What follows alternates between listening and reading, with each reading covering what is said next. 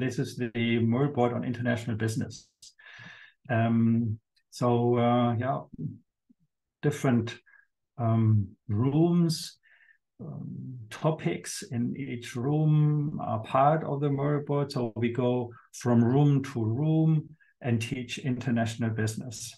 And of course, this is done by using textbooks. And first of all, I would like to show you our little library here. So we are zooming in by pressing the button on library. And here, this is, for example, these are the textbooks we are using for this class, for this module on international business. Different textbooks, famous ones, which are, quite traditional textbooks on internationalizing business, international management, international businesses, and also new books. For example, here, so you can see the book from Global Class from Aaron and Klaus, which is the latest book on more agile methodology on how to internationalize.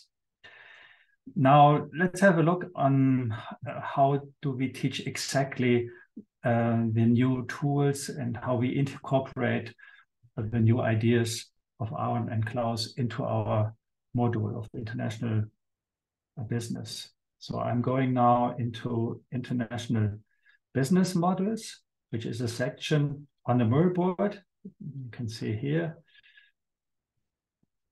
So this is how we're starting. We are using from Osterwalde-Pigneux the business model canvas, which is quite famous since more than 10 years. We have 9 building blocks on how we describe business models. On the right side, you can see the market, and on the left side, 3 elements for the internal aspect, resources, key partners, and key activities. This is the basis. So we look into the initial market, the home market, and how the business model looks like of every single company. Okay, so that is the starting point, so to say. And then we go into the international markets. This is another template we are using. We call it context canvas.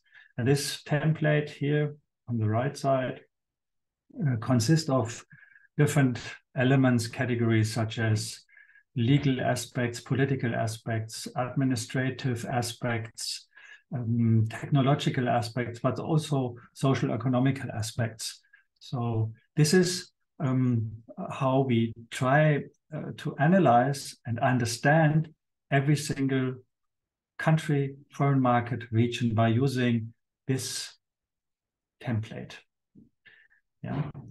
And so by using business model canvas and the context canvas, we have a good understanding of, so to say, the differences between the initial market and the foreign market, the local market we are trying to international our business to. Okay. The problem in the past was that we had no, say, systematic or, kind of pattern for the students. What should be, the steps in between, to link the business model in the initial market and the requirements in the new local market abroad.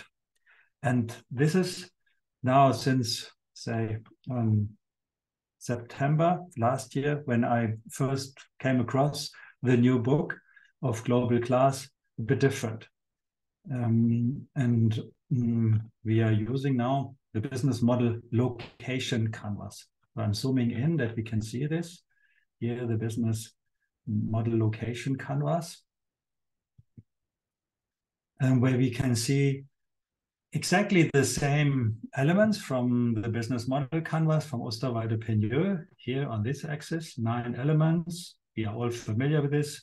Customer segment, the channels, resources, from the original business model. But now on the other axis, on the horizontal axis, we are looking into the elements from the context canvas. Okay, so legal, technological aspects, administrative aspects, and by using this canvas here, we can bring together, say, traditional view on business models and new elements on the business model. And this table here brings us in the position to compare from country to country and from business model to business model the different components. And then it's all about differences, yeah. So differences between one country and another that we combine, say, for example, customer segment, the customer requirements, and how those customer requirements are changing, yeah, in the local market and from the initial market point of view. And these differences then need to be addressed. Yes, so we go through the 9 elements and try to understand the differences between the initial market and, so to say, foreign market or local market. Yeah, this is very good, yeah, and very new then, because the students then have a very clear idea what to do. Yeah, they can systemize the analysis, can go through and learn what are the new requirements. And by going through this, it's a much better understanding of the requirements of the foreign business, of the international business possible. Okay. So, for example, new element here is culture, cultural differences. Yeah. You're probably wondering, culture, what does it mean? Culture, for example, in mindset, you know, how we treat our relation between different customers, suppliers, partners, it can make a big difference. The cost and the risk of business sometimes is really underestimated. And by looking into social aspects, for example, the different cultures in the regions we are addressing, we can optimize our business model.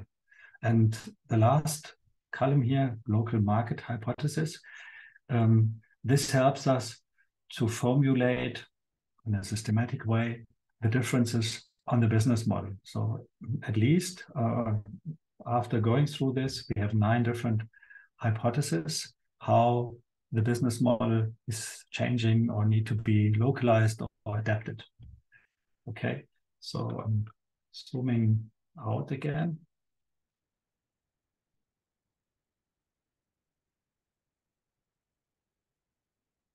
So means business model canvas from the initial market, the context canvas as the tool for the local market, and then the advanced view on international business generation here, the business model localization canvas brings all information together in one tool, in one template, and improve the understanding of the requirements of the local market.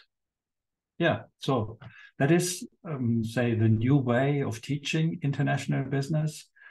Different templates are used.